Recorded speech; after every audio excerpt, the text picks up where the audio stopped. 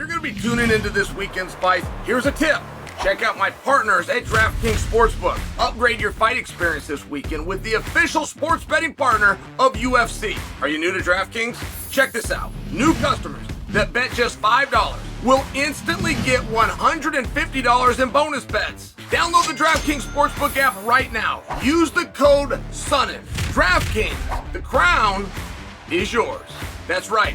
New customers can bet just $5 on anything and receive $150 in bonus bets instantly. DraftKings is giving new customers a shot to get in on the action all night long. If sports betting is not yet available in your state, don't worry. DraftKings is the one-stop shop for all things daily fantasy where you have the chance to win cash prizes. Don't miss out on all the action this week at DraftKings. Download the DraftKings app today. Sign up using dkng.co/Sonnen or through my promo code SONNEN, only at DraftKings Sportsbook. All right, guys, let's work through this math really fast. A few things that are not understood. Tom Aspinall as the interim champion. Jon Jones as the undisputed champion. Now, nothing out of line yet. We oftentimes have an interim champion while we have an undisputed champion. That's true. But the definition of interim makes it very clear that that is in the meanwhile, in absence of. So I've seen a number of media reports, and I will admit I'm going back about 6 months. I straightened these guys out about 6 months ago. But I saw a number of reports, something along these lines. Jon Jones gets in there, in this case against Stipe, as the undisputed champion. Tom Aspinall is sitting there in the front row with that interim belt. Jon Jones defeats Stipe Miocic. Tom Aspinall gets in the ring, has a face-off against Jon, and we have our undisputed champion against our interim champion. That was reported and that was believed. And I will take the bow on this because I am the one that straightened everybody out. And I did it about December of last year. The moment the bell rings for Jon to fight, that moment, not at the weigh-in, not on the walkout, not during the announcement. The moment the bell rings, and you are 1 second in, 1 instant in, to Jon's next fight, the interim championship is gone simultaneously. You do not have an active interim and an active undisputed. You'd have to call it something else.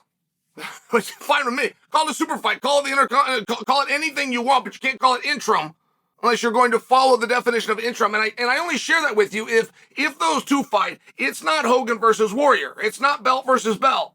Remember guys, when Whitaker and Adesanya fought, remember how cool that was, just for example? Remember how cool it could have been? Oh, God, this was the flop of our industry. But Francis versus Surreal, remember how cool that could have been? That's not what Jon and Tom could ever be.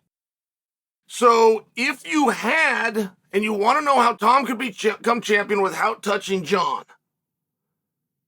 it would be that Jon loses to Stipe. Stipe retires, which he will. Undisputed belt does not become vacated, as it would in most circumstances. The undisputed belt does not vacate, which you'll read that it does. You're reading wrong. It instantly goes to Tom. There is no vacate. You will not have a vacated undisputed belt and have an interim champion at the same time. Equally as simultaneous as when the bell rings, the interim championship goes away. Equally as simultaneous, Tom's would be elevated. Did everybody follow that? And it's important. And I got to tell you, many times I'm talking to myself over here. The rules just don't matter. And I've even got friends that are administrators who are like, I can't believe this went, or I can't believe more people aren't talking about that. And I've got to explain to them, we don't care.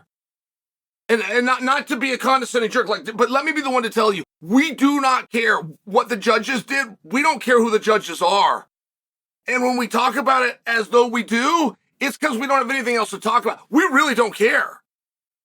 These guys don't care about, I used to think the weigh-ins were a big deal. And all of the infractions that happen at a weigh-in being a big deal. Aside from Daniel Cormier grabbing a towel, I've never seen a weigh-in that mattered to a fan. Who that skinny kid that Ryan Garcia just beat up? This guy wanted to make weigh-ins into something he couldn't figure out why he wasn't getting any traction. Nobody cares. Not an attempt to be rude. It's a little bit of a surprise, but they still care. So I'm telling you on the rules, because have you followed me so far? If you want to make Tom Aspinall the champion without touching Jon, Stipe's got to beat Jon. Stipe's got to go through retirement. Tom becomes champion. Do you understand that? Because if you do, you're not paying attention. That was a trick. That was a trick. Okay?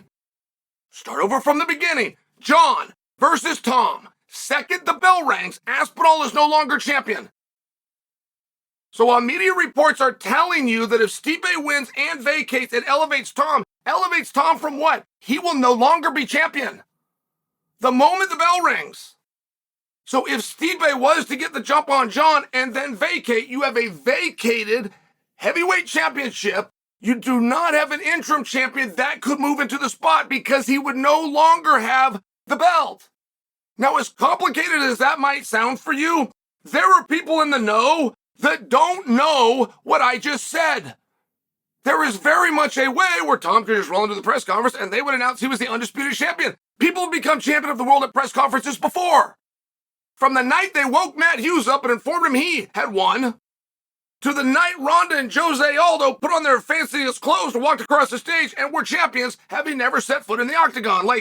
These things do happen, and if you don't understand them,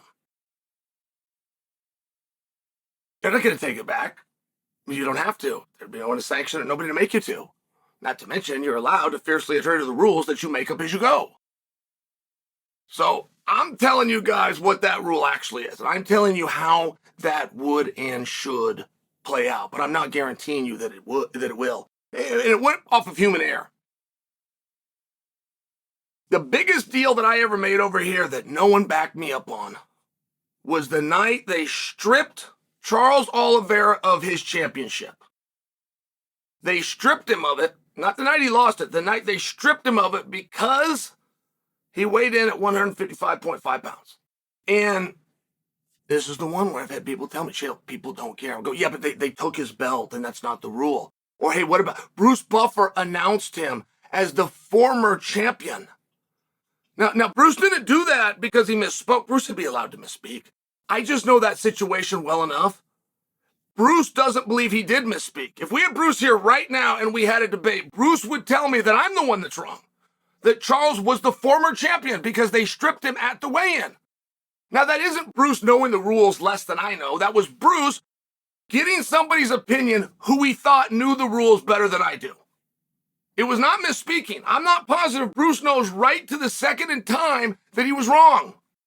I'm not sure he knows that he was wrong because I believe he was told by somebody else, somebody higher, somebody that should have known. And it's one of the reasons I kept making a big deal about. I don't know if they know to this point right now.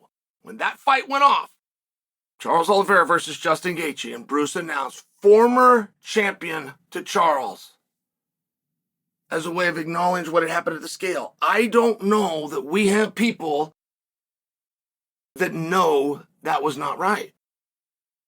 I don't know if they know that. I don't know if they know. And that matters to me. That's fun. That's a fun debate. Sometimes I get it wrong. Let me know. Is this something I should just move on from?